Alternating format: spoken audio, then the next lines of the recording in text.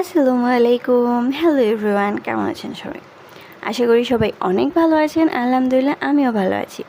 তো আজকে আবার চলে এলাম আমার রেডিয়েন্ট অফ ফিশ ওয়ার্ল্ডে ঘোরাঘুরি ব্লগের সেকেন্ড পার্ট নিয়ে। ফার্স্ট পার্টে তো বলেই দিয়েছি যে কীভাবে আমার প্ল্যান ছাড়া এখানে ঘুরতে আসা হলো। আসলে কি, যেই কাজগুলো না প্ল্যান ছাড়া হয় ওই কাজগুলোর আউটকাম খুব ভালো আসে। যদিও কোরবানির ঈদ ছিল, অনেক মানুষ ছিল, বাট তারপর আমার কাছে